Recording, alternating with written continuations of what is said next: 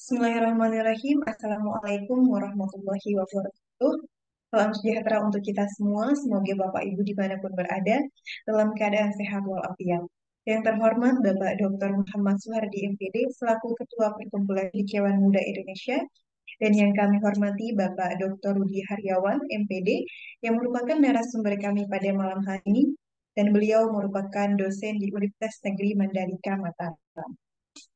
Dan tentunya yang saya hormati dan yang saya banggakan Bapak Ibu peserta diklat pada malam hari ini, semoga Bapak Ibu dimanapun berada dalam keadaan sehat walafiat dan tentunya dapat mengikuti diklat kami secara lancar seperti itu Bapak Ibu dari awal hingga akhir. Baik Bapak Ibu, untuk tema kelas kita pada malam hari ini yaitu implementasi penelitian kualitatif sederhana dalam pendidikan. Dan sebelum kita mulai untuk kegiatan kita pada malam hari ini Bapak Ibu, izinkan saya, Ibu Ariyanti, untuk memanggil Bapak Ibu dalam Zoom meeting kita pada malam hari ini. Sebelum kita mulai, saya akan membacakan terkait dengan susunan acara kita. Yang pertama yaitu sambutan dari Bapak Dr. Muhammad Suhardi MPD. Yang kedua yaitu penyampaian materi dari narasumber kami, Bapak Dr. Rudi Haryawan. Dan yang ketiga adalah sesi diskusi. Dan sebelum itu Bapak Ibu, saya ingin informasikan terkait dengan jadwal diklat kita. Malam hari ini merupakan sesi pertama untuk diskusi pada Zoom meeting, dan besok malam merupakan sesi kedua. Seperti yang sudah kami informasikan di WA Grup Bapak Ibu untuk jadwal Zoom meeting, yaitu tanggal 14 sampai dengan 15 Desember. Dan untuk diskusi interaktif di WA Group, kami akan membuka besok pagi Bapak Ibu untuk berdiskusi. Kami buka WA Group dari tanggal 4, dari mulai besok pagi sampai dengan tanggal 17 Desember. Dan terkait dengan dokumen seperti absensi dan sertifikat dan dokumen pendukung lainnya, Bapak Ibu tidak perlu khawatir karena semua akan kami siapkan secara utuh Bapak Ibu. Bapak Ibu hanya perlu fokus untuk mengikuti kelas diklat saja tanpa perlu memikirkan dokumen dan di mana mesti daftar hadir karena semuanya akan kami siapkan Bapak Ibu. Dan perlu Bapak Ibu ketahui, untuk diklat kita pada malam hari ini diselenggarakan oleh Guru Cendekia Indonesia, Guru Cendekiawan Indonesia. Baik Bapak Ibu, mungkin langsung saja kita ke acara pertama, yaitu sambutan. Namun sebelum itu Bapak Ibu, kita buka acara kita pada malam hari ini yang sama-sama melafazkan basmalah. Bismillahirrahmanirrahim. Baik Bapak Ibu, langsung saja saya persilahkan untuk Bapak Dr. Muhammad Suhardi MPD untuk memberikan sambutan. Kepada beliau dipersilahkan. Terima kasih Mbak Lulu Ariyanti atas waktunya dan kesempatannya. Bismillahirrahmanirrahim. Assalamualaikum warahmatullahi wabarakatuh. Selamat malam Bapak Ibu semua dan salam sejahtera bagi kita semua. Semoga Bapak Ibu dalam keadaan sehat selalu. Di hari Kamis malam Jumat ini kita bisa bertemu di ruang virtual Zoom meeting Bapak Ibu untuk sama-sama kita bisa belajar, sama-sama kita bisa berdiskusi, dan tentunya apa yang kita diskusikan nantinya Bapak Ibu mendapat mengambil manfaatnya. Di diklat pada malam hari ini adalah diklat kita yang kedua di bulan Desember Bapak Ibu. Pada diklat pertama berkaitan dengan PMM, Kurikulum Merdeka. Kemudian untuk diklat kedua pada malam hari ini berkaitan dengan penelitian kualitatif. Jadi kita dalam Guru Cendekia, kegiatan-kegiatan kita coba untuk selang-seling seperti itu berkaitan dengan metode penelitian, kemudian berkaitan dengan karya tulis ilmiah, kemudian ada terkait dengan kurikulum merdeka. Nah, pada topik yang kedua di bulan Desember ini berkaitan dengan penelitian kualitatif sederhana dalam pendidikan. Kenapa kami ambil tema kita masukkan kata sederhana Bapak Ibu? Karena kalau kita dengar kata penelitian saja udah agak berat rasanya. Oleh karena itu kita coba ambil yang paling mudah, yang paling sederhana berkaitan dengan penelitian. Kalau Bapak Ibu ketahui ada beberapa pendekatan ya, ada kualitatif, kuantitatif, dan R&D seperti yang Bapak Ibu ketahui. Nah, saya ingin sapa kepada Bapak Ibu, bisa jawab saya di kolom chatting Bapak Ibu. Apakah sebelumnya Bapak Ibu pernah melakukan penelitian ataupun menulis artikel dengan menggunakan pendekatan kualitatif, Bapak Ibu? Bisa dijawab saya di kolom chatting. Silakan, Bapak Ibu, saya tunggu.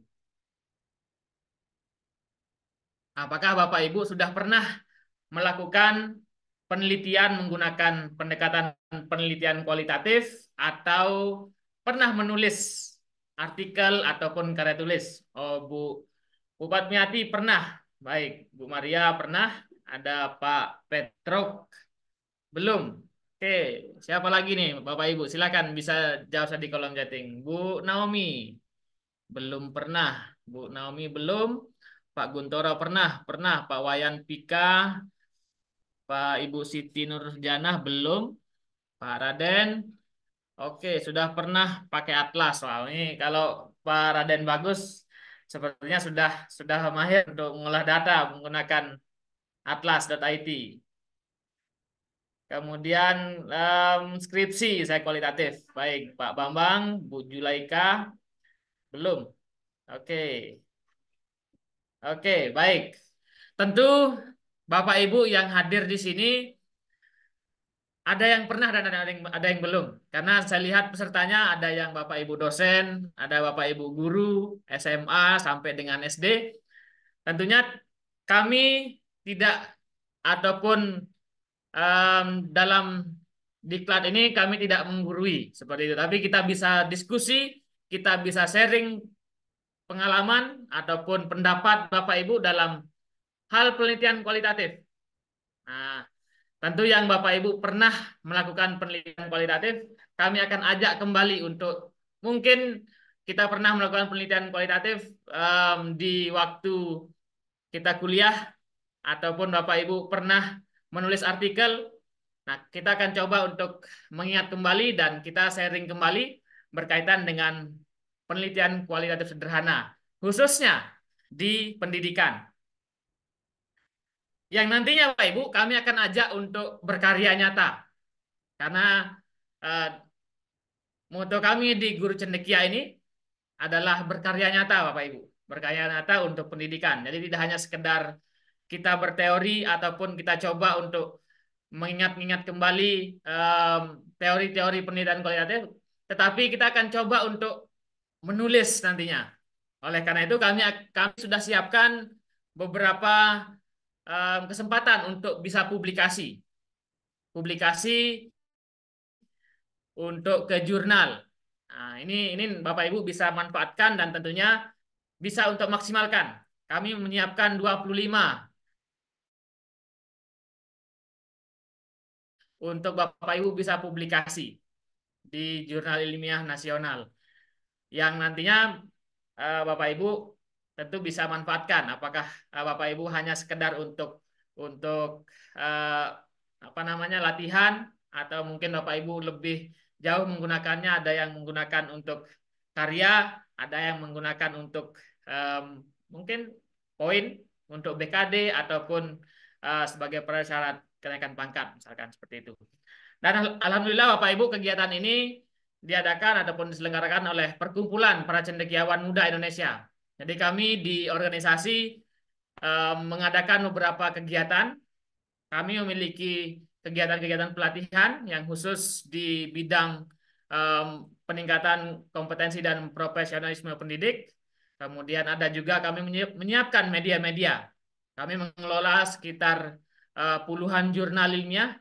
Kemudian Bapak Ibu, kita juga menyiapkan penerbit dan media populer yang tentunya itu semua Bapak Ibu bisa manfaatkan untuk aplikasi karya nyatanya. Jadi kami mengajak tidak hanya sekedar teori ataupun PowerPoint yang Bapak Ibu dapatkan, atau Bapak Ibu hanya mengharapkan ataupun mendapatkan sertifikat kegiatan. Itu semua seperti yang dikatakan oleh moderator tadi, kami di Guru Cendekia, kami fasilitasi untuk itu semua. Bapak Ibu tidak perlu khawatir berkaitan dengan sertifikat, presensi, dan lain sebagainya. Itu semua kami akan siapkan secara utuh. Nah, yang Bapak Ibu harus perdalam adalah materi, kemudian Bapak Ibu bisa diskusi lebih dalam dengan narasumber terpilih kami. Kami sudah menyiapkan narasumber dan kami sudah menyeleksi materi dan kualitas narasumber tentunya kami siapkan yang terbaik bagi Bapak Ibu. Beliau adalah Dr. Rudi Haryawan. Em, Mungkin masih masih izin sebentar saja untuk sholat. Beliau adalah dosen di Universitas Mandalika, tepatnya di NTB di Lombok. Bapak Ibu yang mungkin pernah main ke Lombok ataupun mendengar nama Universitas Pendidikan Mandalika, dan beliau adalah salah satu dosen di sana yang pada karya tulisnya, karya-karya beliau lebih banyak berkaitan dengan penelitian kualitatif. Ada yang dari skripsi, tesis sampai disertasi beliau konsen di kualitatif. Nah, oleh karena itu kami mengundang beliau untuk berbagi, untuk sharing dan tentunya bisa bertukar em, pengalaman dan pengetahuan berkaitan dengan penelitian kualitatif ini. Jadi Bapak Ibu, dalam dalam penelitian kualitatif nanti em, malam ataupun pertemuan pertama kita akan coba untuk membahas lebih umum terlebih dahulu dari konsepnya seperti apa, karena Bapak Ibu mungkin yang belum pernah ataupun hanya selentingan saja untuk mendengar kata penelitian kualitatif, kita akan coba mulai dari awal. Seperti apa penelitian kualitatif tersebut, kemudian paradigmanya seperti apa, dan kualitatif dan ataupun kuantitatif seperti apa perbedaannya, pelaksanaan dan bagaimana analisis data sampai dengan kita akan coba untuk bedah karya-karya, artikel ataupun laporan penelitian dalam penelitian kualitatif akan kita bahas dan kita akan coba maksimal untuk berdiskusi. Oleh karena itu, kita akan coba berikan ruang di Zoom meeting dan di WA group. Nah, di WA group Bapak Ibu sudah tergabung dan narasumber sudah kami gabungkan juga di WA group. Nah, oleh karena itu Bapak Ibu bisa maksimalkan diskusi di Zoom meeting dan di WA group. Silakan mungkin Bapak Ibu yang malu-malu di Zoom meeting untuk bertanya, di WA group itu Bapak Ibu keluarkan pertanyaannya. Semaksimal mungkin Bapak Ibu ambil ilmu dari narasumber, karena narasumber yang kami hadirkan tentunya sangat qualified dan punya pengalaman banyak sekali berkaitan dengan penelitian kualitatif. Oleh karena itu, semoga kegiatan kita bermanfaat dan tentunya berkah bagi kita semua. Dan saya ucapkan selamat mengikuti kegiatan diklat penelitian kualitatif sederhana dalam pendidikan. Saya kembalikan ke moderator.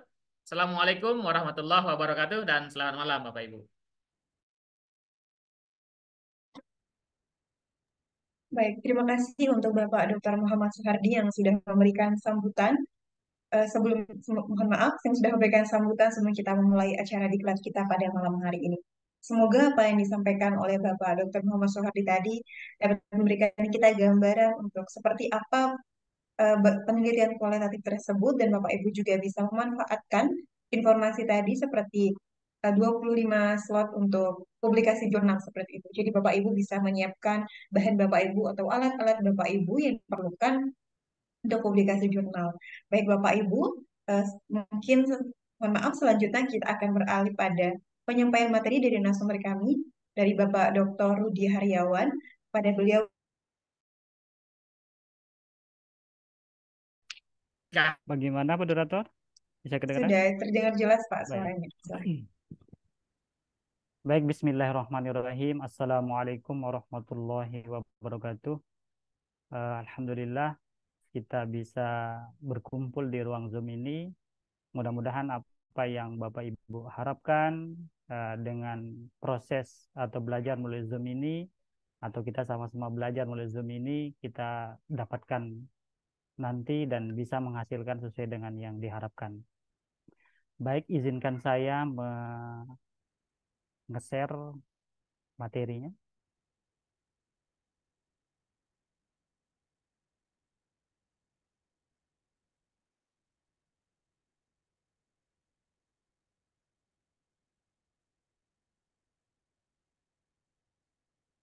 Baik, Bapak Ibu,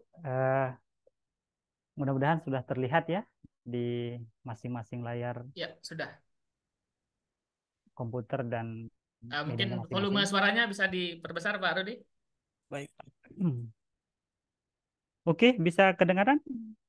Oke, aman. Ya, baik. Baik, sesuai dengan tema yang diberikan oleh moderator, oleh teman, tim, saya akan coba mengungkap seperti judul, kita coba akan sederhanakan penelitian. Apa sih itu penerapan penelitian kualitatif dalam pendidikan yang kita buat menjadi cukup sederhana, Bapak Ibu. Namun sebelum kita coba masuk ke dalam hal yang lebih mendalam tentang penelitian kualitatif, sedikit kami akan coba nanti mengurai dari konsep dasar itu sendiri. Maka saya bagi dua untuk malam hari ini. Yang pertama nanti kita akan bicara tentang konsepnya. Yang kedua kita akan bicara tentang langsung prakteknya seperti apa dalam beberapa contoh yang sudah kita laksanakan. Nah, pada bagian yang pertama ini, konsep dasar kita akan coba membahas tentang mazhab atau kelompok pemikiran, paradigma penelitian, dan karakteristik perbedaan antara penelitian kualitatif dan kuantitatif, sehingga nanti ketika kita coba memilah, oh ternyata penelitian saya ini kualitatif, ternyata penelitian saya ini kuantitatif, begitu. Baik, kita masuk yang pertama tentang mazhab. Nah, Bapak Ibu, kita mengenal bahwa dalam penelitian itu secara umum gambaran besarnya terbagi menjadi dua kelompok besar yang sering Bapak Ibu dengar. Bentar. Yang pertama berkaitan tentang pendekatan kualitatif, atau yang pertama berkaitan pendekatan kuantitatif, dan yang kedua kualitatif. Nah, di sini yang pendekatan kuantitatif dari beberapa sumber kalau kita kutip itu bermakna penelitian sosial yang coba menggunakan pendekatan kuantitatif atau yang lebih populer dengan pendekatan kuantitatif. Sehingga pada aspek mazhab ini lebih kepada metodenya. Yang kedua yang berkaitan tentang pendekatan kualitatif, Bapak Ibu, penelitian sosial. Kenapa di awal kita menyebut penelitian sosial? Karena nanti memang lebih banyak kita akan mengkaji tentang aspek-aspek sosial. Penelitian sosial yang menggunakan pendekatan kualitatif atau yang bisa dikenal dengan sebutan pendekatan penelitian kualitatif. Jadi lebih pada aspek metodologinya. Secara umum seperti itu yang berlaku. Kemudian dari pandangan filosofis terkait dengan penelitian ini, kurang terlihat di atas ini.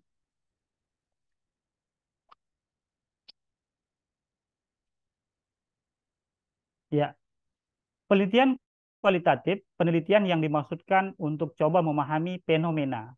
Kata kuncinya adalah fenomena, tentang apa yang dialami oleh subjek penelitian, misalnya tentang perilaku, persepsi, tindakan, dan lain secara holistik, dengan cara mendeskripsikan dalam bentuk kata-kata naratif pada suatu konteks khusus yang alamiah dengan memanfaatkan berbagai metode ilmiah.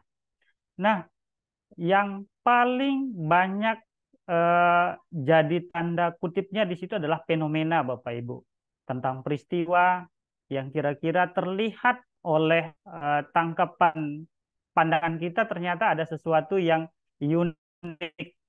Biasanya kami itu maknai dengan kata sesuatu yang unik, yang bermakna, yang berbeda, yang ada di lingkungan sekitar kita, sehingga kayaknya perlu kita angkat menjadi sebuah penelitian, atau coba kita angkat sehingga nanti memperoleh suatu gambaran yang holistik, yang menyeluruh tentang apa yang kita anggap fenomena itu penting atau tidak, bermanfaat atau tidak, untuk kita coba kaji dengan pendekatan ilmiah. Tapi kalau hanya sekedar masih anggapan-anggapan, fenomena tersebut belum dikatakan penelitian, belum dikatakan ilmiah karena tidak melalui proses ilmiah. Masih sekedar duga-duga misalkan, masih sekedar anggapan, masih sekedar kira-kira. Tidak, tapi harus kita coba melakukan prosesnya secara ilmiah, sehingga nanti ketika kita mengakui bahwa itu adalah sebuah sesuatu yang unik, sesuatu yang baru, karena sudah melalui proses yang disebut dengan penelitian. Nah, yang berikutnya yang penelitian kuantitatif.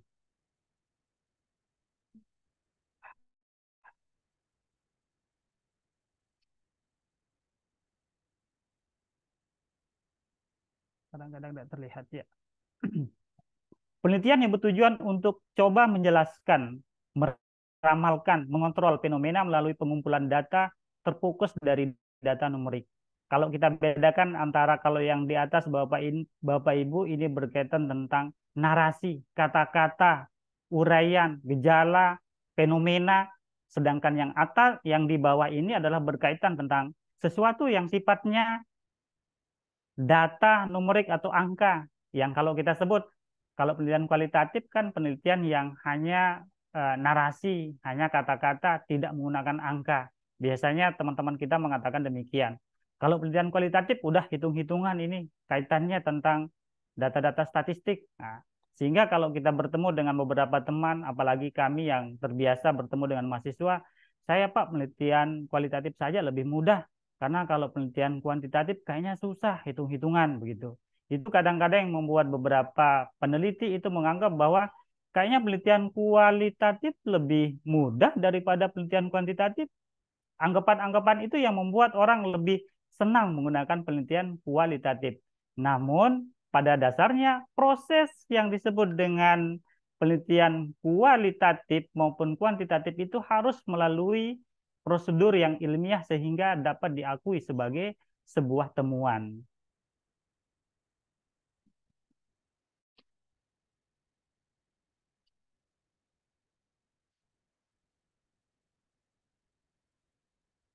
Bentar, kurang. Ya. Kenapa sih kita ingin melakukan penelitian, Bapak Ibu? Nah, salah satu pertimbangan kita untuk melakukan penelitian biasanya karena butuh, karena tuntutan. Kalau mahasiswa itu karena ingin menyelesaikan studinya, salah satu syaratnya harus melakukan penelitian. Kemudian kalau sudah masuk akal ya tidak perlu lagi melakukan penelitian. Atau misalkan kalau kita lihat tentang sesuatu hanya sekedar intuisi, atau kalau memang itu sudah dianggap sebagai keyakinan, kepercayaan, tidak perlu dilakukan penelitian. Tapi kalau sudah mengarah kepada yang sifatnya ilmiah, yang harus mengedepankan rasional, logika, maka tidak boleh itu berhenti pada tataran hanya anggapan saja, tetapi harus dilakukan proses secara ilmiah, melakukan rancangan penelitian, mencari masalahnya apa, gapnya dari mana, antara realita dan fakta ternyata ada perbedaan. Di situ muncul, kalau yang berkaitan tentang gap dan realita biasanya menggunakan pendekatan kuantitatif. Tapi kalau ada fenomena, sesuatu yang unik, yang berbeda, yang kita tangkap di lingkungan sekitar kita, biasanya dia menggunakan pendekatan kualitatif. Sehingga agak berbeda memang dari unsur bagaimana ketika kita ingin menentukan bahwa ini penelitian kualitatif maupun kuantitatif. Tapi kalau sudah dianggap itu benar, diyakin, tidak usah dilakukan penelitian. Atau memang sudah tidak butuh, tidak usah dilakukan penelitian. Tapi saya yakin Bapak Ibu, di lingkungan kita itu ada sesuatu yang memang kita anggap tidak masuk akal. Karena tidak masuk akal, kayaknya perlu kita rasionalkan. Karena kita perlu melakukan, kita rasionalkan, maka kita harus menggunakan pendekatan ilmiah. Kenapa harus menggunakan pendekatan ilmiah? Karena nanti akan dijadikan sebagai tolak ukur dalam mengambil sebuah kebijakan atau keputusan. Bapak Ibu ketika ngajar, oh ternyata saya melihat kok anak-anak kurang semangat. Karena kurang semangat, maka kayaknya saya harus carikan cara. Ketika mencarikan cara, maka cara itu harus diuji bahwa cara itu baik atau tidak. Ketika nanti menghasilkan sebuah hasil, maka ternyata cara yang tadi saya lakukan itu berhasil.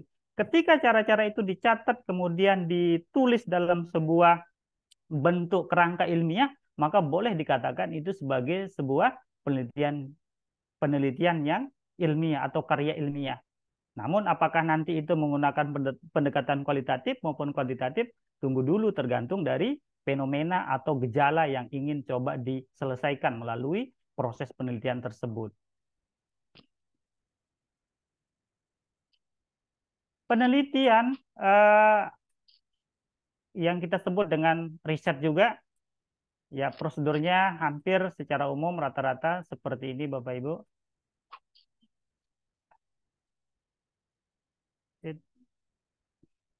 Jadi nanti ketika kita ingin coba melakukan penelitian, pasti secara teoritis memang ada landasan teorinya. Kemudian kita coba memilih metodologinya. Sehingga ketika kita coba melaksanakan penelitian, akan memperoleh jawaban. Kalau memang itu ragu-ragu, ya harus dilakukan penelitian. Tapi kalau ketika hanya mencari secara biasa kemudian dapat jawabannya, selesai. Ataupun melalui pendekatan ilmiah, maka juga selesai. Cuma tingkat kepercayaan sebuah hasil yang kita peroleh itu tergantung dari prosesnya. Apakah berdasarkan metodologi, apakah menggunakan beberapa dasar teori yang kuat, referensi yang kuat untuk menetapkan bahwa ternyata yang kita peroleh ini memiliki dampak terhadap apa yang ingin kita lakukan. Ini gimana cara menghilangkan ini? Ruang lingkup dan proses penelitian. Bapak Ibu, proses penelitian dalam pendidikan. Biasanya ketika kita ingin melakukan penelitian karena ada gejala, baik itu berkaitan tentang pendidikan dan pengajaran, atau hal-hal yang berkaitan tentang kependidikan, baik itu sebagai kepala sekolah, wakil kepala sekolah, ataupun urusan yang berkaitan tentang administrasi atau kependidikan yang ada di lingkungan kita. Nah, karena kita melihat ada gejala hal ini berkaitan tentang pendidikan, maka peneliti akan coba mengarahkan dirinya untuk coba memilih atau ingin melakukan penelitian. Kondisi seperti apa yang kita lihat secara nyata di situ, kemudian apa kira-kira asumsi dasar yang membuat kita ingin menyelesaikan masalah itu, adakah landasan teori yang kira-kira mendukung kalau kita ingin melakukan penelitian itu. Kemudian yang berkaitan tentang jenis penelitian. Nah, biasanya kalau penelitian-penelitian yang banyak kita temukan, kalau penelitian murni, ini kaitannya tentang penelitian yang di lab, di laboratorium. Kalau penelitian lapangan, nah ini yang sering kita banyak gunakan berkaitan tentang mengungkap, melakukan eksplorasi, kemudian ingin mendeskripsikan, atau ingin melakukan verifikasi, atau ingin melakukan pengembangan. Ini yang bersifat lapangan. Tapi kalau yang murni biasanya cukup di lab, selesai. Nah, paradigma penelitian kualitatif, Bapak Ibu, penelitian kualitatif adalah suatu model penelitian humanistik yang coba menempatkan manusia sebagai subjek utama dalam peristiwa sosial atau budaya. Berlandaskan pada filsafat fenomenologis, yang kemudian oleh Weber berpandangan bahwa tingkah laku manusia yang tampak merupakan konsekuensi dari sejumlah pandangan atau doktrin yang hidup di kepala manusia. Apapun fenomena yang coba muncul di hadapan kita, Bapak Ibu, karena ini penelitian kualitatif, maka kadang-kadang fenomena itu dianggap sesuatu yang masih tanda tanya, sesuatu yang unik, sesuatu yang berbeda, yang kalau dikaji, itu akan memperoleh sebuah jawaban yang menyeluruh. Dari siapa? Dari subjek, yaitu orang-orang yang nanti coba akan dimintai keterangan, ditanya melalui wawancara, dilihat, diamati, diobservasi, sehingga kita bisa mencatat hal-hal tersebut yang pada akhirnya nanti gejala-gejala yang terlihat tadi itu akan memperoleh jawaban. Berbeda dengan penelitian kuantitatif, ketika melakukan penelitian, siapkan kuesioner berdasarkan referensi buku atau pustaka, kemudian kita sebarkan angket itu kita hitung, setelah memperoleh hasil baru kita melakukan kesimpulan, menarik kesimpulan. Oh hasilnya ternyata signifikan, ada korelasi, ada pengaruh, ada hubungan, atau ada peningkatan. Itu yang terhitung secara numerik, secara angka. Namun yang namanya fenomena itu hanya bisa dinarasikan, diceritakan, yang memang pada akhirnya membutuhkan kemampuan untuk coba menarasikan sebuah fakta, fenomena secara natural yang ada di lapangan tersebut dalam sebuah narasi yang meyakinkan. Nah, ini ada beberapa perbedaan secara karakteristik, perbedaan antara penelitian apa namanya, ini variasi ya, variasi dalam penelitian kualitatif yang Bapak Ibu nanti sering dengar. Ada yang kita sering sebut dengan etnografi, yaitu akar ilmunya tentang antropologi, apa kebudayaan masyarakat. Ini coba nanti akan banyak mengkaji tentang kebudayaan. Ini adalah variasi-variasi Bapak Ibu yang berkaitan tentang model arah atau bagaimana kita berangkat untuk coba menyusun sebuah penelitian kualitatif. Bisa nanti dari aspek filosofi, tentang psikologi, humanistiknya, sosiologi, psikologi sosial, psikologi lingkungan, dan lain-lain. Ini memang banyak bersentuhan dengan aspek-aspek fenomena, kejadian-kejadian. Apa itu? Nyamuk kayaknya masuk.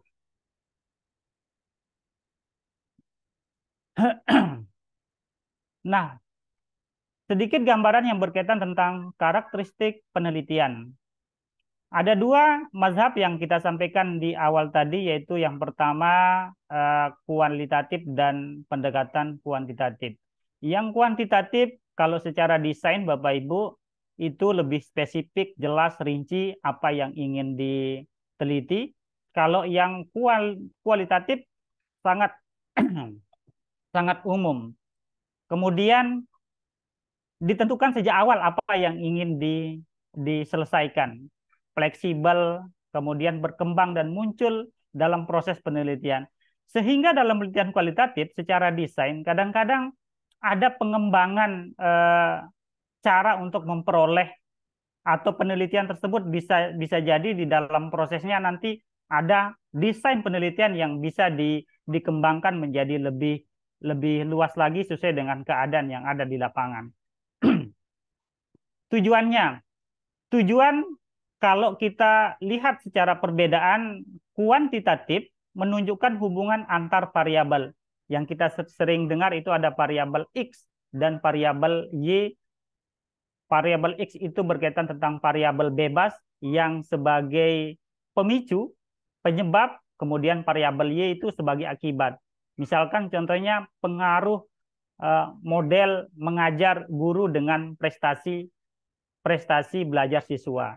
Pengaruh model mengajar itu sebagai pemicu, penyebab terjadinya prestasi belajar. Sedangkan dalam penelitian kualitatif Bapak Ibu, agak berbeda. Dia menemukan sebuah pola, sebuah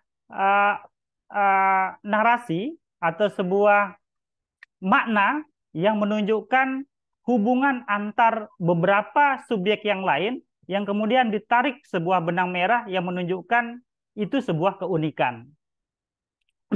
Yang sering kita dengar juga sebagai fokus penelitian. Kalau di sini, di dalam penelitian itu sering kita dengar dengan masalah penelitian. Kemudian menguji teori. Kalau ini menemukan teori. Kalau yang ini karena dasar teorinya sudah tersedia dalam beberapa pustaka, buku, dan lain-lain, kemudian disusun proposalnya, dibuat angketnya, disebarkan, ditarik kembali, dan tinggal dihitung. Kalau yang ini Bapak Ibu, antara teori yang kita kumpulkan cukup sebagai bahan kita untuk menggali informasi secara lebih mendalam. Bisa jadi antara teori yang kita gunakan di dalam kajian pustaka itu sama sekali tidak begitu besar pengaruhnya. Tetapi malah pada akhirnya nanti akan memberikan ruang bagi ditemukannya teori-teori baru yang memperkaya referensi yang sudah ada. Mempunyai generalisasi yang mempunyai nilai prediktif. Ini ada kesimpulan yang bisa ditarik dari setiap penelitian sehingga dianggap bahwa hasil itu menunjukkan kesimpulan dari yang akan diteliti. Sedangkan dalam penelitian kualitatif memperoleh pemahaman atau makna, atau yang sering kita sebut dengan meaning. Karena di situ yang dicari itu adalah makna, meaning, atau keunikan atau khas yang muncul ketika kita coba menggali informasi tersebut.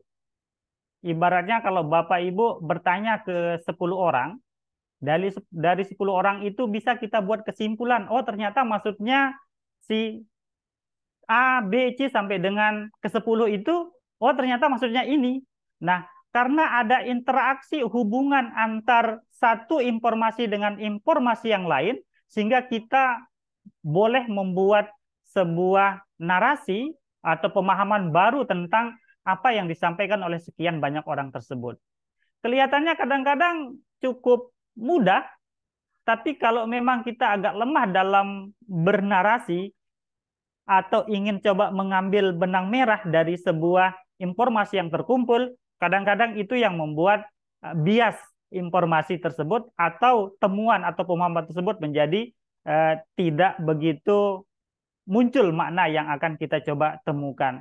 Artinya membias begitu saja. Oleh karena itu nanti dalam beberapa penelitian kualitatif itu ada beberapa cara sehingga hal itu tidak terlalu bias, fokus kepada target yang ingin dicapai. Yang disebut dengan fokus penelitiannya itu apa? Tetap kembali kepada fokus yang akan diteliti itu bagian apa saja. Kemudian dalam teknik pengumpulan data, kalau dalam kuantitatif, Bapak Ibu, tadi kita sampaikan bisa menggunakan kuesioner sebagai pengumpul data utama. Nah, ini biasanya cukup buat angketnya, karena memang secara teori sudah lengkap, karena cukup hanya menguji saja, atau ingin melihat saja, atau ingin coba memprediksi saja, atau ingin melihat pengaruh sebab akibat yang tadi. Kemudian observasi, nah ini biasanya penelitian tindakan kelas juga biasanya begitu. Kemudian wawancara sebagai pendukung bahwa yang kita lakukan tersebut. Itu pun wawancaranya bersifat terstruktur, sudah didesain beberapa item pertanyaan yang nantinya coba akan ditanyakan kepada yang bersangkutan. Jika pertanyaan 1-2 selesai, maka dibuatlah kesimpulan. Kemudian dalam penelitian kualitatif ini perbedaannya. Observasi partisipan. Orang yang melakukan observasi, bahkan dia harus terlibat langsung dalam proses penemuan informasi tersebut. Ibaratnya kalau orang ingin memahami sebuah budaya suatu daerah, dia ikut terlibat langsung dalam proses kegiatan itu.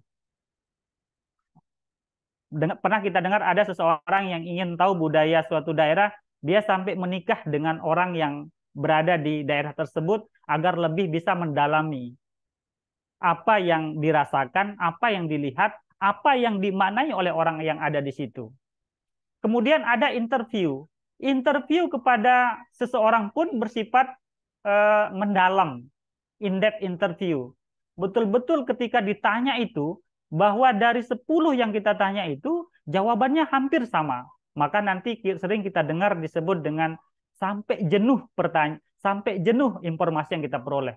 Artinya, siapapun yang kita tanya dari subjek yang kita sudah tentukan di awal atau informan yang kita tentukan di awal itu jawabannya hampir sama.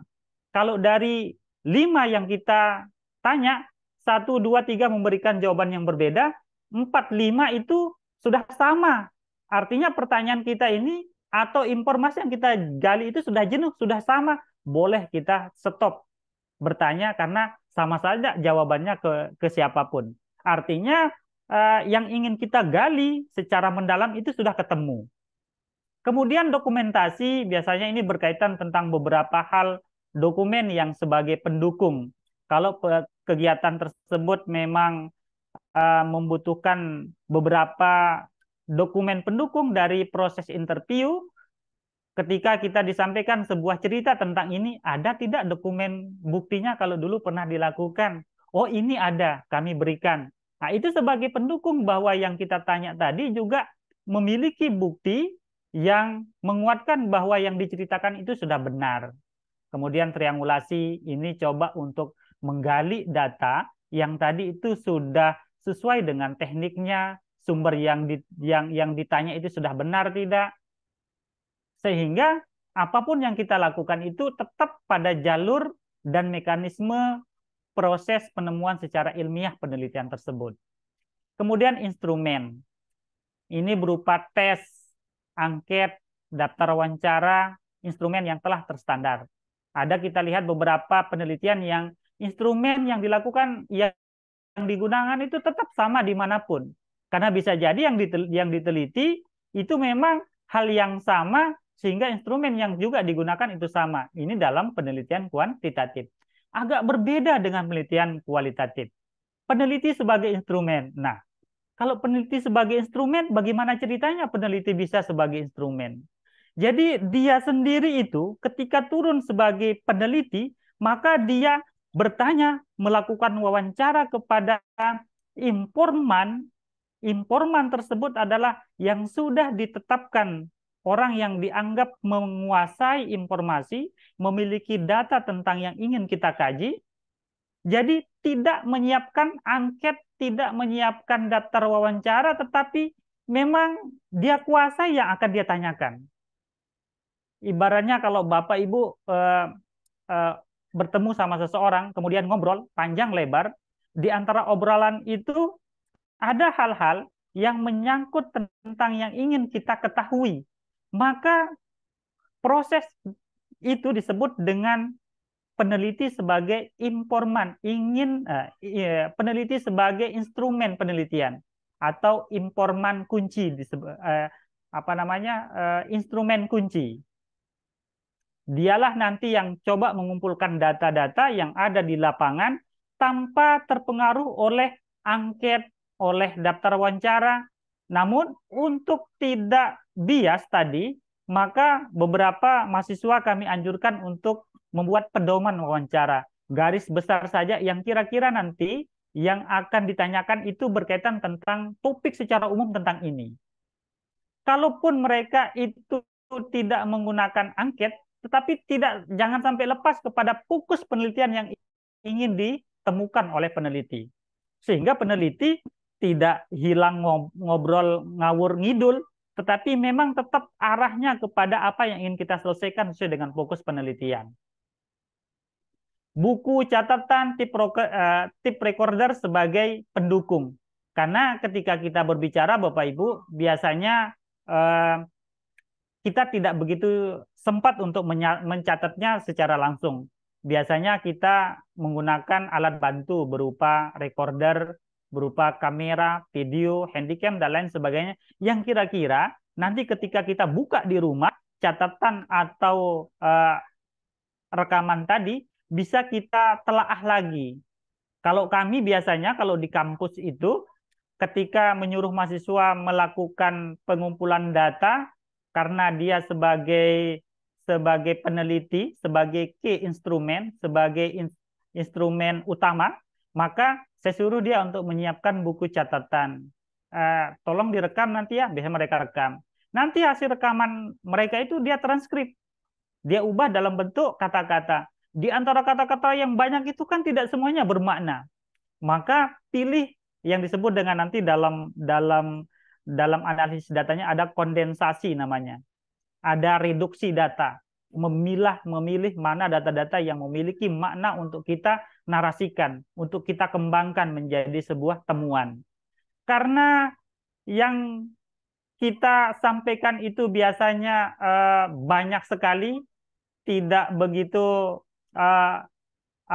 ketika kita rekam, omongan 5 menit itu bisa jadi 5 lembar. Sehingga kalau kita tidak jeli memilah mana data atau informasi yang memiliki makna, kalau tidak jelas, ya itu juga akan membuat para peneliti akan hilang arah. Ini apa sih temuannya? Ketika sudah ditranskrip, ternyata hanya beberapa kata-kata aneh saja begitu. Oleh karena itu, tetap selalu kembali kepada fokus yang ingin diselesaikan dalam penelitian tersebut. Oleh karena itu, pentingnya peneliti sebagai instrumen kunci untuk menyiapkan alat pendukung sehingga proses dalam penelitian tersebut dapat dimaksimalkan. Kemudian data. Kalau dalam kuantitatif, karena dia berbicara tentang data-data numerik, biasanya hasil penelitiannya berupa hasil olah data numerik atau angka-angka.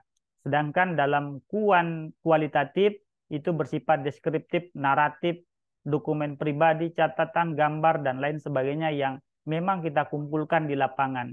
Itu kelihatannya memang kelihatan mudah, tetapi kalau sudah masuk dalam proses bagaimana melakukan display data, menarasikan data, nah disitulah muncul beberapa peneliti mulai mengatakan, waduh ternyata penelitian kualitatif rumit juga ya. Sebenarnya tidak Bapak Ibu. Malah beberapa di antara kami lebih senang lama-lama menggunakan penelitian kualitatif karena sudah terbiasa. Nah, sampel dalam penelitian kualitatif bisa besar. Bisa kalau di beberapa contoh atau beberapa ahli itu menyarankan 30%. Kalau terlalu besar boleh 15-10% dalam kuantitatif untuk penelitian kuantitatif. Yang sekiranya bersifat representatif dari jumlah populasi yang ada. Sedangkan untuk penelitian kualitatif bisa besar, bisa kecil, tergantung memang ketika dalam penentuan sampel itu yang ditargetkan itu siapa saja. Kalau ternyata yang memiliki informasi itu adalah orang-orang tertentu yang dianggap menguasai data dan informasi dan jumlahnya banyak, boleh juga dipilih yang paling menguasai, yang paling mengetahui tentang yang akan kita teliti. Biasanya kalau di sekolah itu yang menguasai data tentang aspek lingkungan sekitar itu ya paling kepala sekolah, kemudian guru, kemudian siswa yang semester atau kelas akhir ya, biasanya begitu. Nah, kemudian untuk kualitatif itu dalam penentuan sampelnya bersifat purposive, nanti snowball sampling namanya. Purposive ini seperti yang saya sampaikan di awal, yaitu bertujuan. Siapa saja yang memang dianggap menguasai data, maka itu yang dipilih untuk dimintai keterangan atau informasinya. Kenapa digunakan snowball? Ini seperti menggelinding.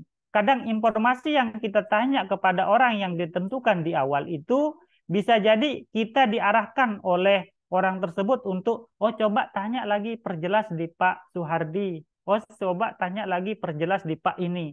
Karena dia sifatnya snowball, itu menggiring, artinya mengarah kemana kita diarahkan, sesuai dengan yang kita sudah ditetapkan di awal, bisa jadi jumlahnya nanti kecil, bisa jadi jumlahnya besar. Tergantung memang ketika kita melakukan penelitian, apakah data itu sudah cukup, apa namanya, yang kita ingin cari itu sudah ketemu atau belum gitu. Kalau kita anggap masih kurang, maka kita akan minta informasi kejelasan dari orang-orang yang kita sudah tadi, yang kita sudah tentukan di awal. Kemudian berkembang saat penelitian. Analisis data. Itu kalau dalam analisis data yang kuantitatif sudah sering Bapak Ibu, yang saya akan coba sampaikan ini analisis datanya terus-menerus sejak awal. Bahkan kalau kami itu Bapak Ibu di mahasiswa yang menggunakan kualitatif, walaupun dia sudah selesai ujian, ternyata ada beberapa informasi yang dianggap miss di situ, yang ketika dibuat kesimpulannya, ternyata belum memenuhi dianggap sebagai temuan. Maka kami suruh kembali mereka ke sekolah untuk mencari informasi berkaitan tentang ini, untuk memperkuat bahwa yang dimaksud ini adalah sudah benar atau tidak begitu.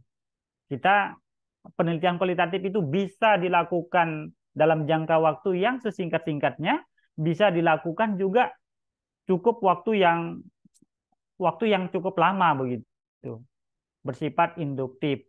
Kemudian mencari pola, model, tema, dan teori.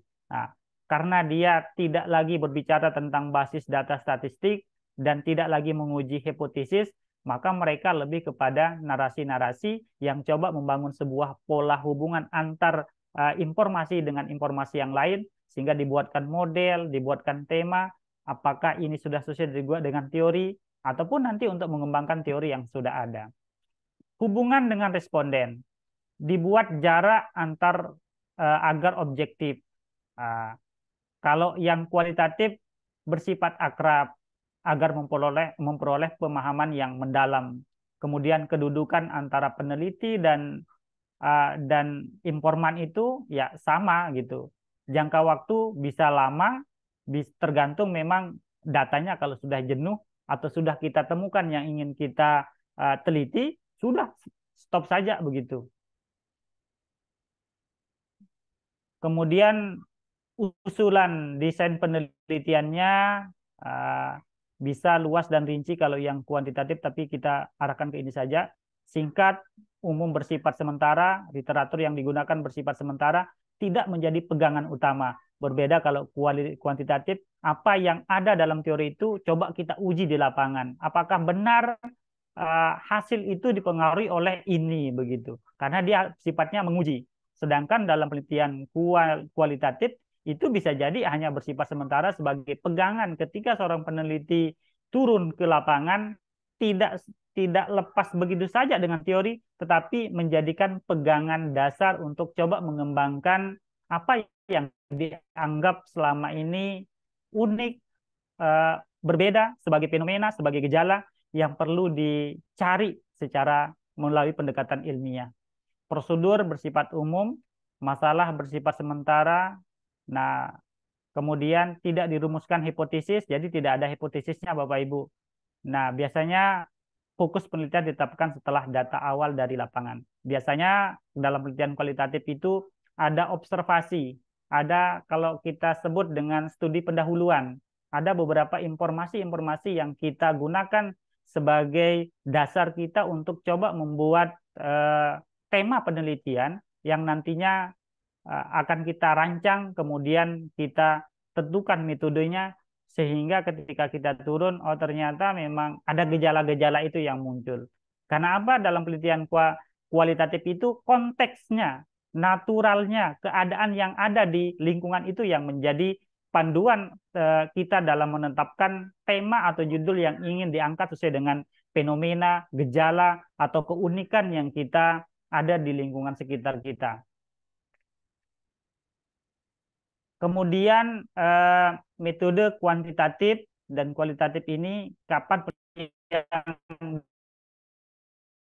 di antara 6 ini yang termasuk penelitian kuantitatif? Silahkan nanti di kolom chat dijawab. Nomor 1, kalau kita lihat dari judulnya, Bapak Ibu, pengaruh program habituasi terhadap kondusivitas lingkungan sekolah. Kualitatif itu unik, biasanya tidak mengandung variabel, tetapi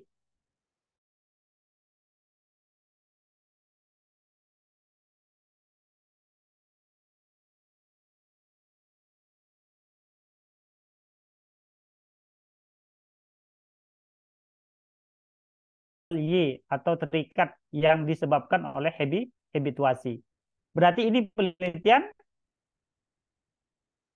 kuantitatif yang nanti prosesnya menggunakan pendekatan statistik dalam proses pengolahan datanya.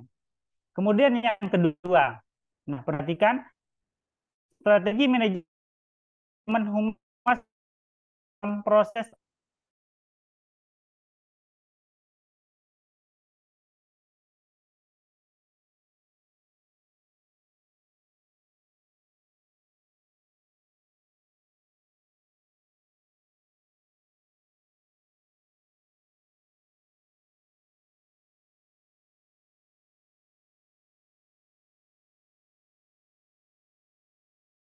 kualitatif ya.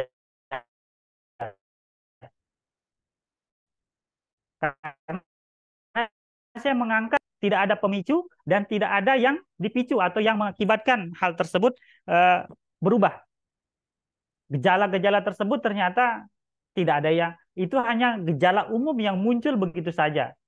Sehingga kayaknya ini sebuah fenomena yang perlu diangkat melalui pendekatan kualitatif.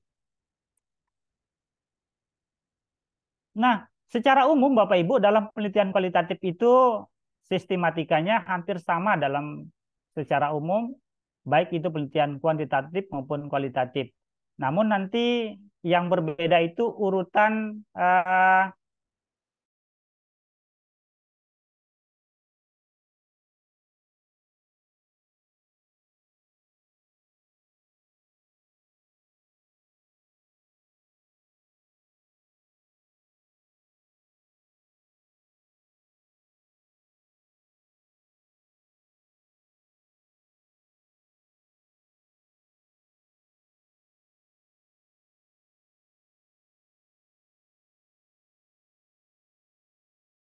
metode penelitian jadi bab 2. Itu tergantung memang siapa yang menyuruh kita atau untuk kepentingan apa sehingga harus kita menggunakan pedoman yang mereka tetapkan. Kemudian di bagian akhir ini tentu adalah harus ada hasil dalam sebuah penelitian. Inilah nanti yang apa namanya hasil dari proses ilmiah tersebut. Nah, ini saya coba tampilkan contoh sistematika penelitian hibah yang kami coba pernah lakukan. Ini dibiayai dari Dikti. Seperti ini model sistematikanya, mulai dari halaman judul sampai dengan lampiran. Kemudian ada bab 1, bab 2, bab 3, sampai dengan, ini tergantung nanti babnya macam-macam, tergantung sesuai dengan lembaga mana. Sistematika bisa jadi berbeda-beda disesuaikan dengan style atau pedoman karya ilmiah yang ditetapkan oleh pemberi dana, lembaga, institusi, atau organisasi lainnya. Kalau memang yang kita mengajukan penelitian itu bersaing dengan atau hibah begitu, maka kita akan menggunakan format yang mereka tetapkan. Kalau mahasiswa melakukan penelitian kualitatif yang ditetapkan oleh kampusnya sesuai dengan pedoman yang ada di kampusnya. Kembali lagi di mana, untuk apa, dan siapa yang menyuruh kita untuk melakukan penelitian atau untuk kegunaan apa penelitian tersebut. Maka kita tetap mengacu kepada sistematika penulisan yang mereka tetapkan. Maka secara umum laporannya seperti ini. Saya pernah coba, ada yang bertanya begini, Pak, kalau penelitian secara umum, apakah bisa langsung ke artikel, Pak? Gitu. Bisa langsung. Namun kalau saya menyarankan, penelitian itu sebaiknya disusun dalam proposal penelitian sampai dengan menjadi laporan. Karena itu juga memiliki nilai atau kum. Kemudian nanti artikelnya dibuat, itu juga memiliki kum. Jadi dua-duanya memiliki nilai. Kalau dalam bentuk laporan, itu cukup sampai di situ sudah memiliki poin. Sedangkan kalau dibuat di artikel itu harus dipublish. Nanti akan disampaikan oleh Pak Dr. Suhardi bagaimana sebuah artikel itu bisa diterima dan dijadikan sebagai sebuah karya ilmiah. Hanya yang membedakan antara artikel itu Bapak Ibu itu adalah jumlahnya yang berbeda. Sangat sederhana kalau artikel, tetapi untuk bisa ke artikel biasanya harus sudah membuat laporan penelitian. Nah, di bagian awal tadi Bapak Ibu, dalam penelitian biasanya kalau kuantitatif itu biasanya mencari antara gap realita dan antara harapan dan kenyataan. Itu ada gap. Gap itulah nanti yang coba disusun dalam sebuah judul. Namun dalam penelitian kualitatif Bapak Ibu tidak begitu. Kualitatif itu kebanyakan mereka melihat sebuah fenomena yang membuat mereka tertarik, kok ada ya pelaksanaan seperti itu. Misalkan contoh judul di sini ada implementasi parenting education in school. Kalau melihat judulnya ini kan sesuatu yang unik. Ternyata ada pelaksanaan parenting education di sekolah itu. Satu judul, satu nafas kalau kita sebut, tidak jadi dua variabel. Oh, ternyata ada pelaksanaan kegiatan di situ. Tapi kalau kita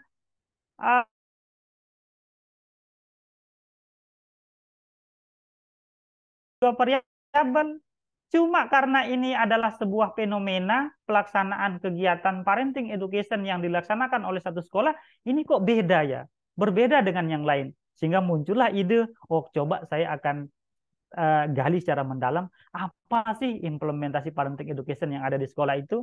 Maka itulah sebagai dasar kita tertarik untuk melakukan penelitian dan membuat judul dengan judul tersebut.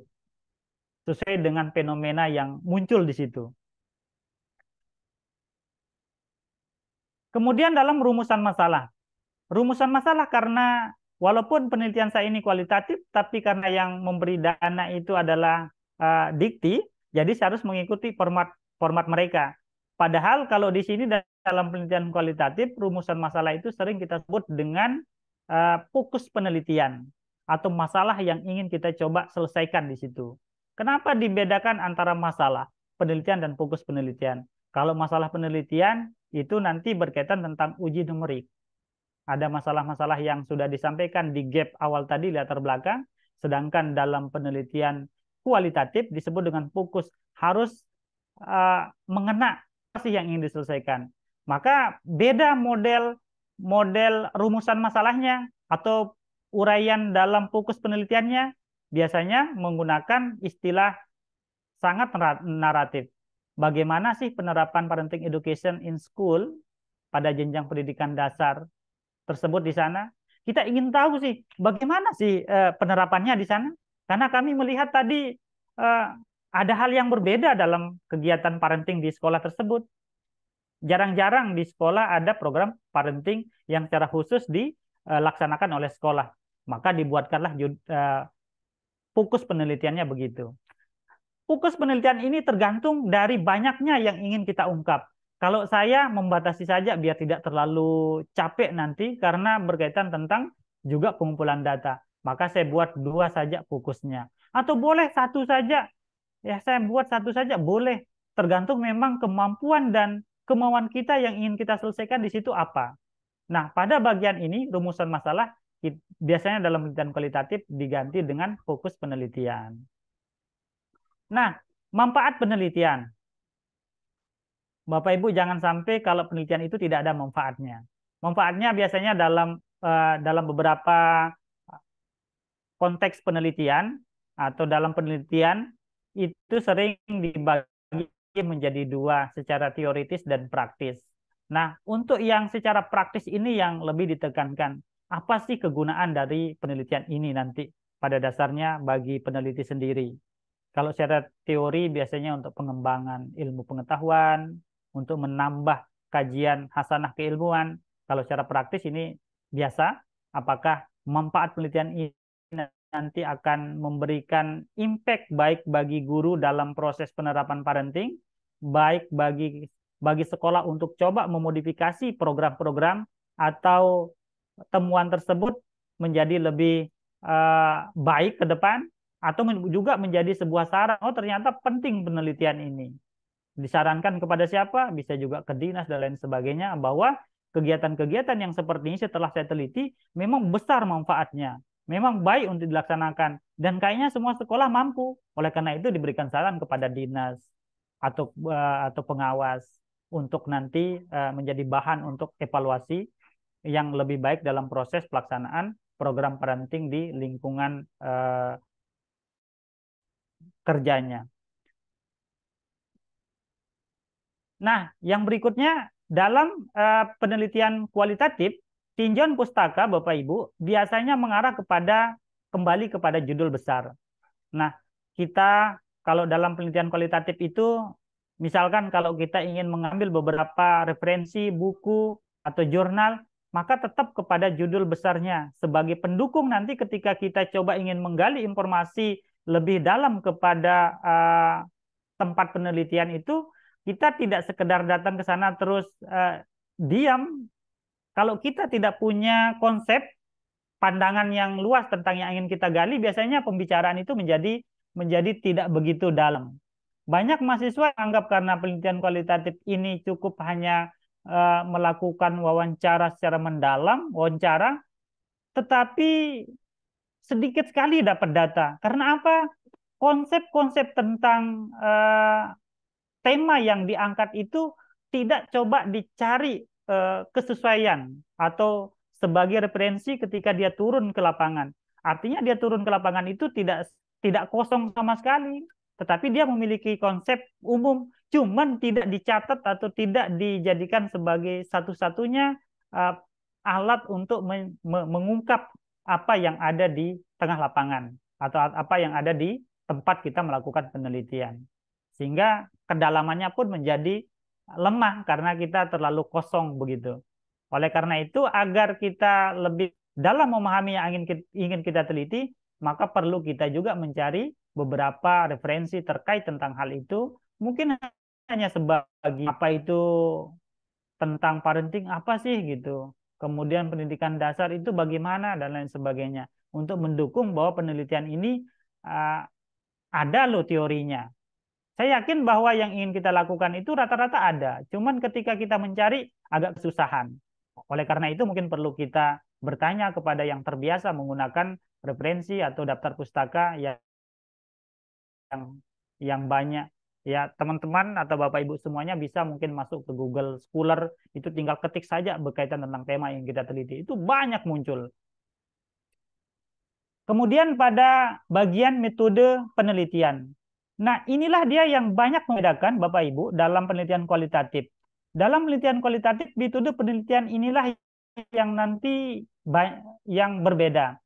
Nah, dalam penelitian kualitatif ada disebut dengan lokasi penelitian. Ini lokasi penelitian minimal menginformasikan tentang alamat penelitian, menceritakan tentang keunikan tempat penelitian, atau paling tidak bahwa tempat yang ingin kita jadikan sebagai lokasi penelitian itu ada dan betul-betul ada. Bukan sekedar, ya saya buat saja dah, tapi tidak jelas. Bahkan kalau saya itu biasanya menampilkan alamatnya secara nyata jelas. Oh, ini ada alamatnya di, bahkan sudah ada di Google Map begitu. Oh, ternyata meyakinkan kalau orang tersebut melakukan penelitian bukan ngawang-ngawang begitu, tapi ada tempat lokasinya sudah jelas ada. Kemudian di bagian metode dan desain penelitian. Nah, biasanya dalam penelitian kualitatif itu disebutkan secara detail tentang metode dan desain penelitiannya. Bagian ini menjelaskan secara praktis mengenai pendekatan penelitian. Ya, karena kita penelitian kualitatif, maka kita sebut pendekatan penelitiannya adalah penelitian kualitatif. Rancangan penelitiannya bisa menggunakan studi kasus, bisa menggunakan studi pustaka atau referensi, atau tergantung. Yang penting dalam desainnya ini disebutkan secara nyata, jelas. Kemudian metode pengumpulan data. Apakah nanti dia menggunakan interview, wawancara, kemudian observasi, apakah dokumentasi, itu disebutkan. Yang perlu diingat dalam membuat penelitian, menyusun metode penelitian ini, kita tidak lagi menceritakan tentang apa definisi daripada penelitian kualitatif, tapi langsung secara praktis. Ingat, secara praktis, bukan lagi, oh menurut penelitian kualitatif, menurut pendapatnya Sugiono, Moliong, dan lain sebagainya. Tidak, tapi langsung kita sampaikan bahwa penelitian saya ini menggunakan pendekatan kualitatif dengan rancangan studi multi situs atau studi kasus atau studi pustaka, studi referensi, itu langsung kepada praktisnya, bukan lagi menyampaikan definisi. Nah, banyak di antara kita terjebak pada hal tersebut. Kok menceritakan tentang apa pengertian metode, apa pengertian populasi, apa penelitian, desain penelitian, tidak perlu. Karena reviewer itu sudah paham tentang metode penelitian. Artinya kalau orang ingin menilai penelitian kita, terutama kalau kita kirim ke jurnal, maka mereka sudah paham apa itu desain penelitian, apa itu. Tapi apa kegunaan dalam penelitian Anda itu digunakan untuk apa begitu. Maka diceritakan secara praktis maksudnya seperti apa. Nah, penentuan subjek. Tadi di awal kita sudah sampaikan, penentuan subjek penelitian harus mempertimbangkan pihak-pihak yang dianggap paling menguasai data atau yang sering disebut dengan informan kunci. Kalau penelitian saya ini berkaitan tentang implementasi parenting education, maka kira-kira yang paling paham tentang itu adalah ya pihak kepala sekolah, guru, komite sekolah, wali murid, yang akan kita tetapkan secara purposif, bertujuan. Karena sudah kita tentukan orang-orang inilah yang paham tentang parenting education yang ada di sekolahnya. Maka kembali lagi kepada judul, dan kira-kira siapa yang menguasai informasi tersebut. Nah, inilah nanti yang akan ditarget atau yang akan ditetapkan sebagai subjek penelitian. Orang ini. Ingat, penelitian kualitatif itu adalah subjek, orang yang akan ditanyai informasinya berkaitan tentang yang mereka rasakan, yang mereka alami, yang mereka anggap, yang mereka lihat, begitu. Dan mereka lah yang kita anggap yang menguasai informasi tersebut. Jangan sampai ketika kita penelitiannya di sekolah A, ternyata kita nanya di sekolah B. Ya, tentu informasi yang diberikan tidak sesuai dengan harapan. Kemudian, instrumen penelitian. Dalam penelitian kualitatif, di awal kami sampaikan bahwa instrumennya itu adalah kita sebagai peneliti. Bapak Ibu turun ke lokasi penelitian, tidak membuat angket, tidak membuat daftar pertanyaan, tapi hanya kisi-kisi umum tentang topik yang akan saya bicarakan itu tentang apa. Kemudian kalau sudah ketemu dengan kepala sekolah, guru, siapkan recorder, siapkan foto, siapkan catatan kecil. Yang kira-kira nanti ketika dijawab masih mengganjal ini, maka tanyakan ulang. Mohon maaf Bapak, Informasi-informasi itulah yang kiranya ya. mohon maaf untuk materinya mungkin bisa 5 menit lagi untuk dilanjutkan ke sesi diskusi. Oh, baik. Baik, saya lanjutkan. Terima kasih. Ini mengenai desain. Ini penting Bapak Ibu, desain penelitian ini.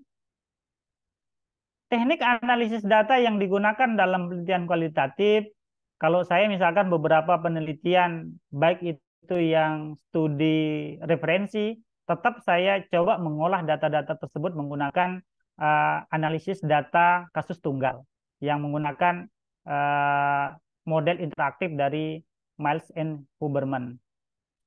Nah, kalau misalkan lokasi tempat penelitian kita itu Bapak Ibu lebih dari 1, 2, 3, maka kita sebut membuat band yang lebih dari 1, 2, atau 3 tersebut yang modelnya begini. Ada lokasi 1, lokasi 2, lokasi 3, kemudian dari hasil temuan di lokasi 1 dikomparasi dengan temuan kasus di kasus situs 2 di lokasi 2, nanti temuan ketiga dikomparasi dengan 1 dan 2, sehingga pada akhirnya kita menemukan kesimpulan yang akan dijadikan sebagai temuan akhir. Kalau cuma 1 ya cukup 1 begini saja.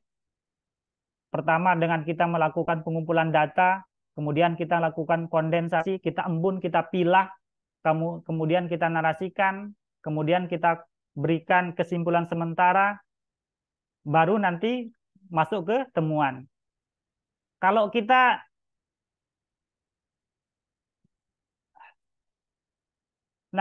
model reduksi data tadi setelah kumpulkan data, kemudian dikondensasi atau direduksi. Reduksi ini dipilah-pilah, kemudian dibuatkan uraian. Kita cari makna yang tersimpan di informasi yang disampaikan oleh informan tadi.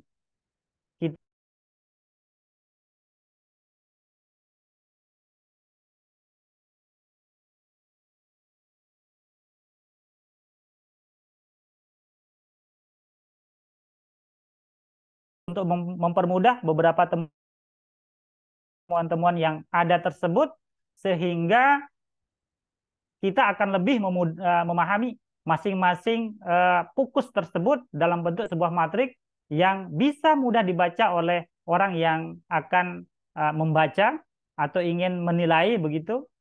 Oh, kalau penerapan paring education-nya modelnya seperti ini. Ada sekolah, ada komite sekolah, kemudian pelaksananya bla bla bla.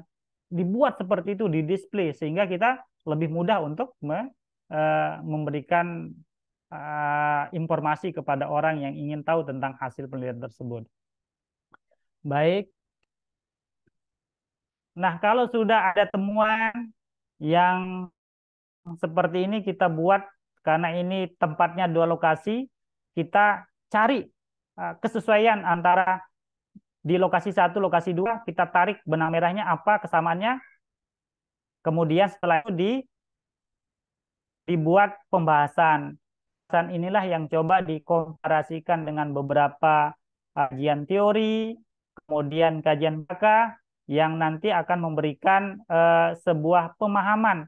Bisa jadi pustaka tersebut sudah sesuai, ataupun menambah temuan atau informasi baru berkaitan tentang penelitian yang sudah kita selesaikan tersebut. Kesimpulan akhir. Terima kasih.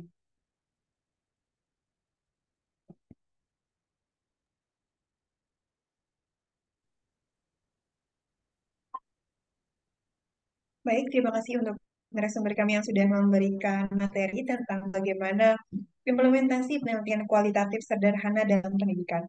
Tadi juga sudah dibahas oleh narasumber kami Bapak Ibu, seperti apa penelitian kualitatif dan apa saja yang berkaitan dengan penelitian tersebut. Untuk Baik, Bapak Ibu, kita akan berlanjut ke sesi selanjutnya, yaitu sesi tanya jawab. Bapak Ibu bisa melakukan raise hand pada kolom Zoom Bapak Ibu atau pada perangkat Bapak Ibu. Dan bagi Bapak Ibu yang mungkin terkendala sinyal, Bapak Ibu bisa menuliskan pertanyaannya di kolom chat, nanti akan dijawab oleh narasumber. Baik, di sini sudah ada Bapak Dodi Putra yang sudah melakukan raise hand. Silakan Bapak bisa menghidupkan audionya.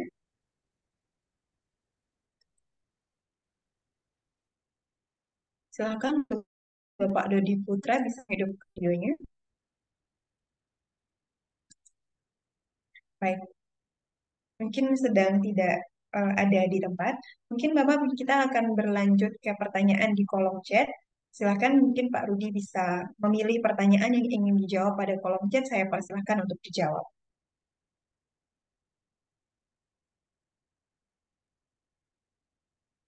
Mikrofonnya Pak, mohon maaf belum dihidupkan.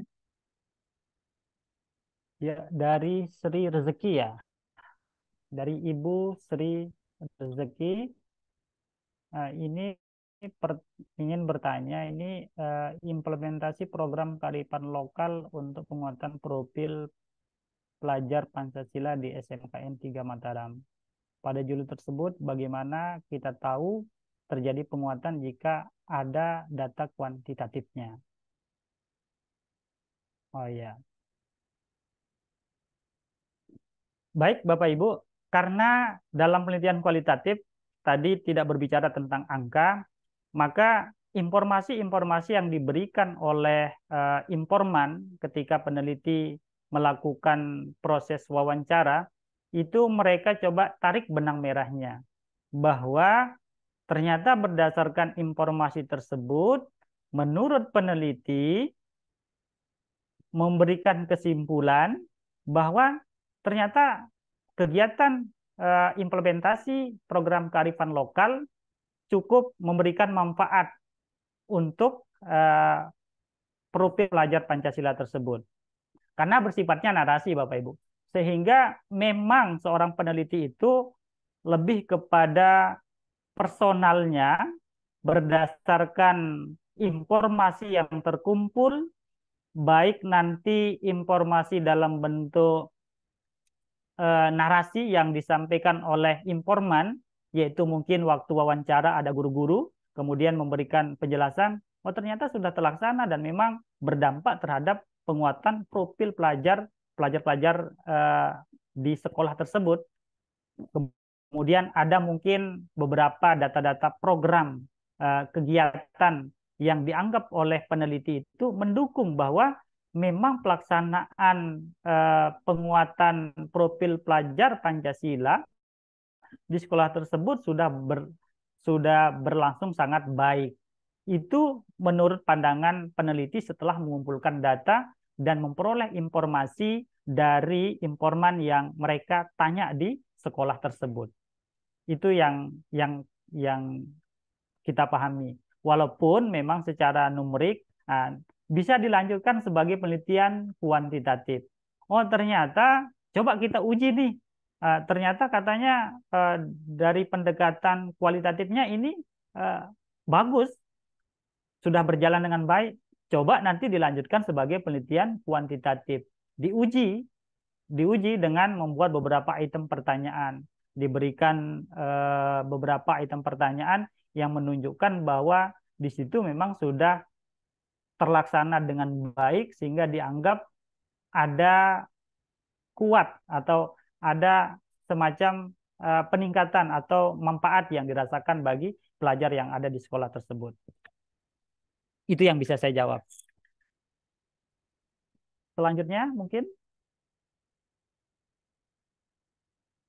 yang kedua dari apakah penelitian dari Bapak Muzaini ya?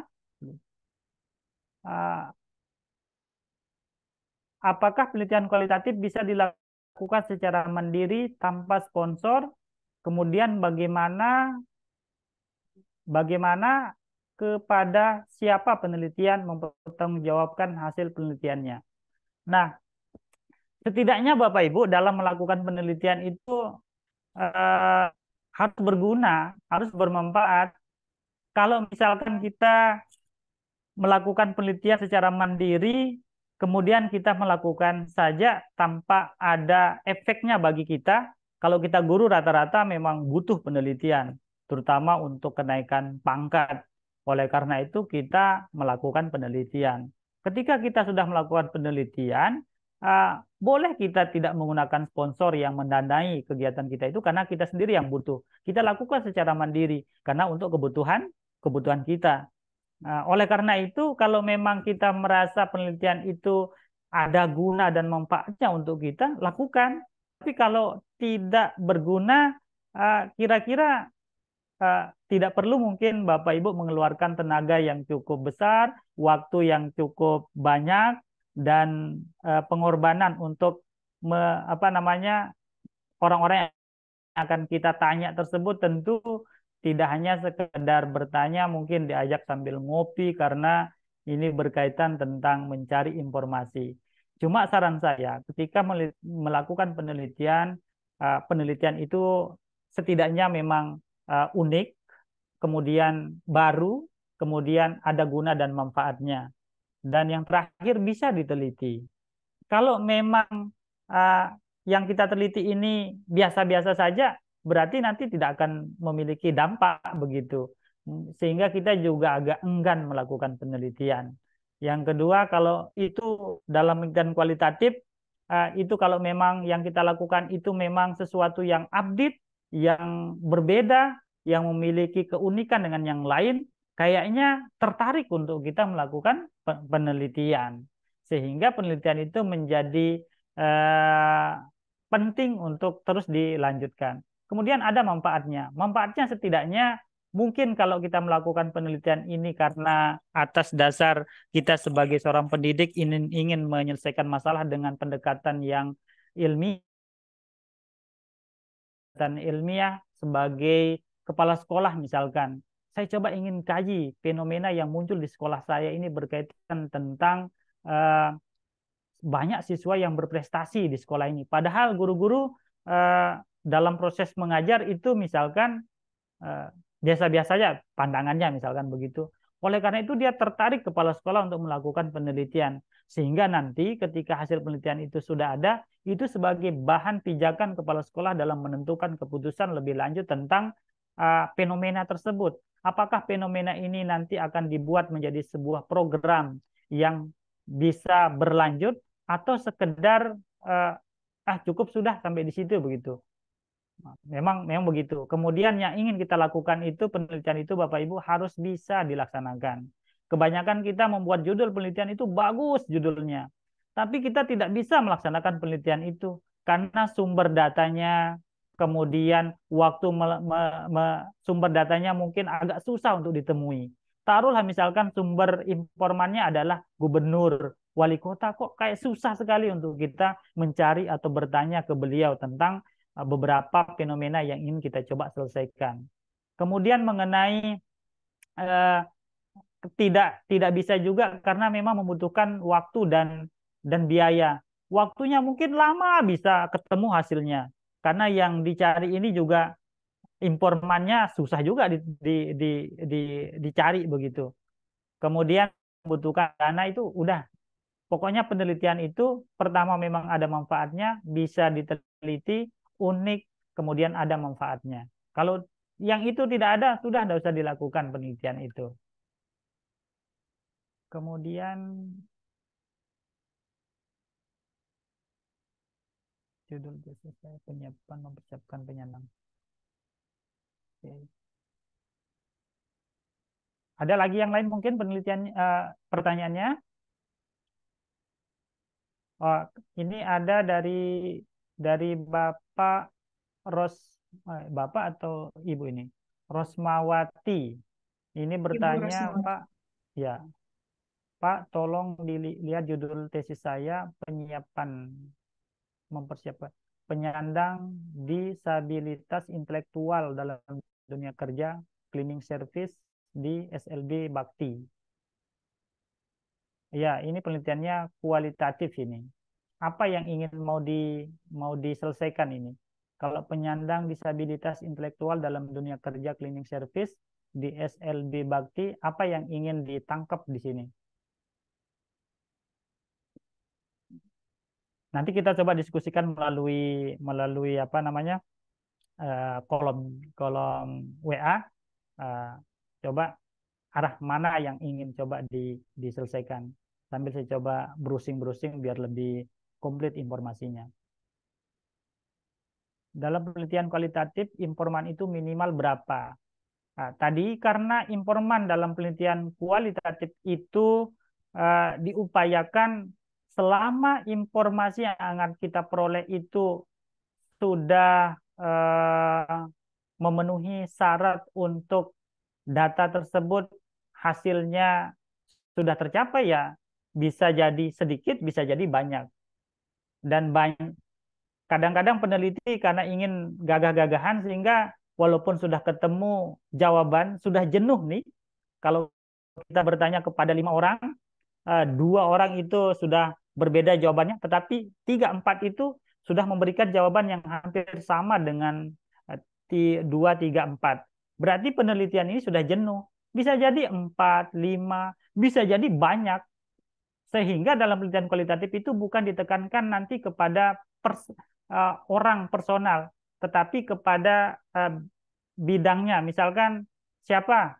Kepala sekolah. Nanti bisa jadi waktu penelitian kualitatif itu kita bertanya kepala sekolahnya masih baru. Sehingga ada yang disebut dengan snowball. Kita digiring untuk coba menuju kepada wakil kepala sekolah. Oh, mengenai kaitan ini karena saya masih baru sebagai kepala sekolah. Coba ditanya wakil kepala sekolah yang saya lihat beliau kompeten untuk menjawab tentang ini. Waktu bagian kesiswaan, oh saya bisa memahami bagian ini. Tetapi untuk jelasnya nanti coba tanya. Kadang-kadang impor yang kita sudah tetapkan di awal, kita sudah perfusif di awal, hanya jumlahnya kepala sekolah, kemudian guru, kemudian wali wali murid. Bisa jadi lebih banyak, bisa jadi hanya wakil kepala sekolah saja sudah ketemu jawabannya.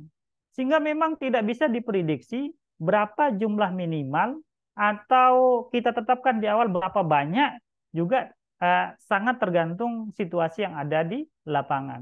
Oleh karena itu, sebaiknya dalam penelitian kualitatif itu ya upayakan ketika kita ingin menetapkan orang yang akan kita gali informasinya, betul-betul beberapa kriteria, yaitu dia menguasai informasi itu yang akan kita tanya. Dia memang sudah lama di situ, atau orang yang memang betul-betul tahu banyak tentang lingkungan, situasi, fenomena. Informasi yang kita peroleh itu semakin dalam, semakin banyak, dan bisa kita tarik benang merah kesimpulan di situ bahwa yang dimaksud dari sekian banyak informan-informan itu adalah ini. Kemudian kita balik nanya ke mereka, betul nggak kesimpulan saya ini begini maksudnya? Oh, belum. Berarti kalau mereka menjawab belum, berarti kita lagi tanya. Sehingga prosesnya bisa cepat, bisa lama. Saya kalau penelitian kualitatif kadang-kadang hanya seminggu paling lama, 2-3 hari selesai. Tapi juga kadang-kadang seperti waktu penelitian saya yang disertasi itu sampai 6 bulan. Karena memang saya harus ikut juga berpartisipan di situ sebagai observasi, langsung terlibat. Waktu ada kegiatan, saya ditelepon. Pak, tanggal sekian ada kegiatan, tolong Bapak hadir ya. Saya ikut merasakan proses-proses kejadian-kejadian itu. Sehingga kita bisa menarasikan apa yang kita rasakan, kemudian kita tanya orang yang juga hadir di situ dan merasakan apakah sama yang saya rasakan. Sehingga kita tulis begitu. Dan memang dalam penelitian kualitatif bisa kita sebut penelitian ini adalah penelitian yang mudah, bisa jadi penelitian ini penelitian yang susah. Tergantung memang topik apa yang ingin kita coba angkat di situ sebagai sebuah fenomena, sebagai sebuah peristiwa, sebagai sebuah gejala. Oleh karena itu angkat yang mudah-mudah saja Bapak Ibu. Kalau yang Bapak Ibu di lingkungan pendidikan, maka di lingkungan kelas itu aja. Cari misalkan fenomena, kenapa kok siswa banyak yang ngantuk di kelas ini? Misalkan begitu ide penelitiannya.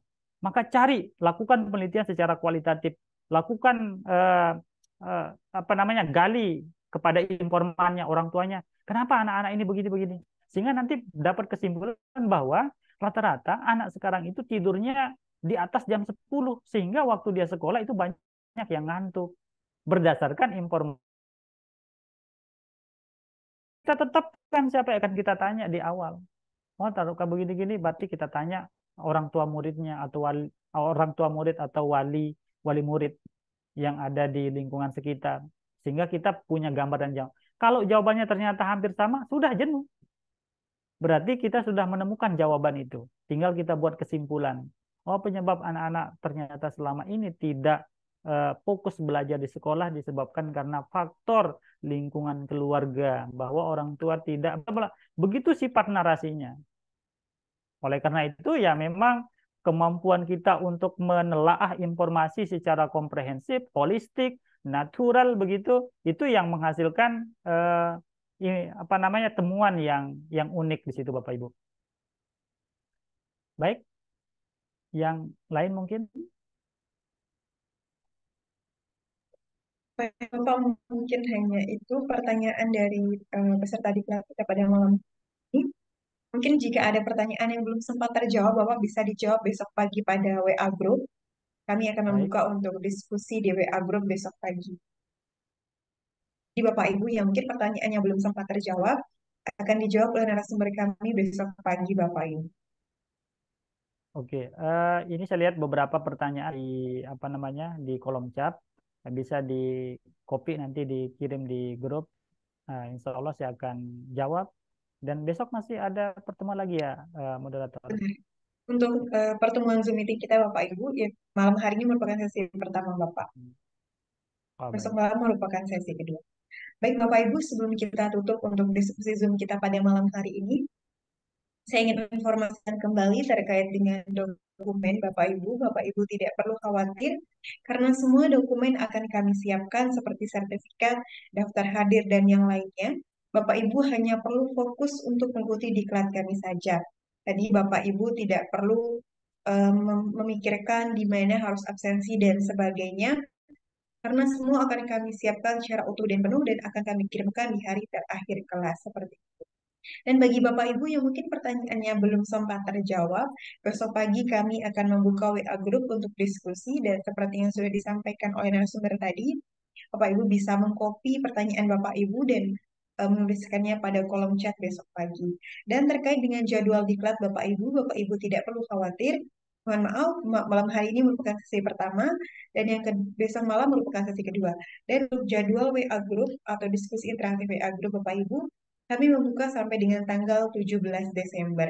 Jadi Bapak Ibu bisa memaksimalkan waktu dan mempersiapkan ini sebaik mungkin karena kami juga membuka 25 slot gratis untuk publikasi jurnal. Baik Bapak Ibu, sebelum kita tutup acara ini, mari saya ucapkan terima kasih dan mohon maaf apabila ada salah kata. Dan saya ucapkan terima kasih untuk narasumber kami pada malam hari ini yang sudah memberikan materi yang sangat bermanfaat. Dan tentunya saya juga ucapkan terima kasih banyak kepada Bapak Ibu peserta yang sudah hadir pada Zoom meeting kita pada malam hari ini. Baik, akhir kata, mohon maaf apabila ada salah kata. Kita bertemu besok malam untuk sesi kedua. Wassalamualaikum warahmatullahi wabarakatuh.